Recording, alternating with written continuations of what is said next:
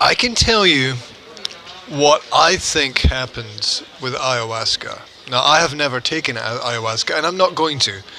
The same way that I'm not going to take a large amount of heroin, and I'm not going to jump off the top of a large building. I'm not going to do it because Yeah. I don't need to do it Yeah. personally. So this is what I think happens. There's a line or a mental state which is, well, say neutral or normal, and people are generally either living in a space of happiness or unhappiness, or they have a clean mind and a clear mind, or they have an unclear mind. Now, what ayahuasca does is it reverses your psychological state, right? If you're here, it puts you here. And if you're here, it puts you here. Yeah.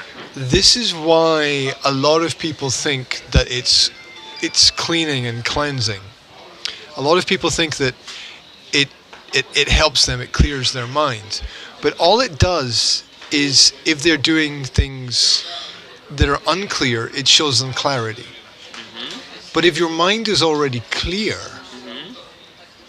it shows you, it doesn't give you clarity.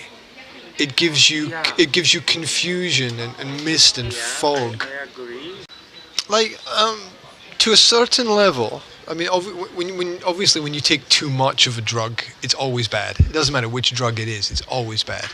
But if you take a little bit of it, you know, a little, like a little bit of poison is cure, okay?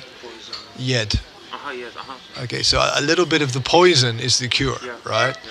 So if you take a little bit of it and you're in a negative state, it will introduce you to the positive state.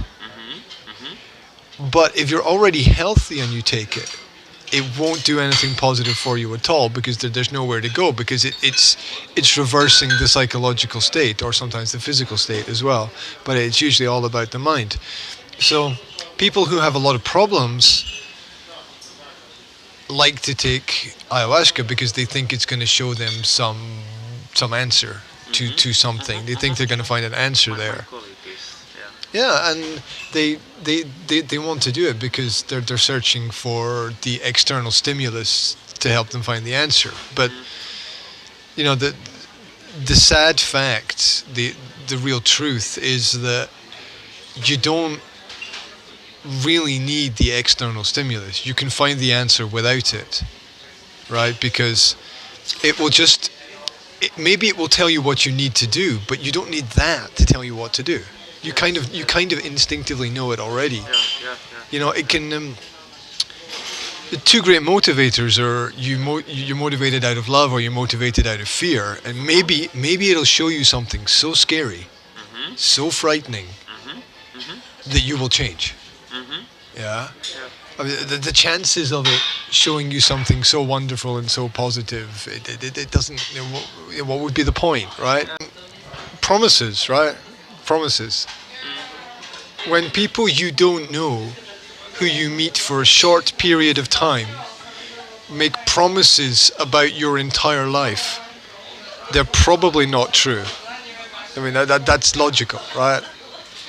You know, this is going to change everything. This is going to, you know, the sales talk, right? It's sales talk. This is the best car ever, right? You know. Very interesting and very important point was community.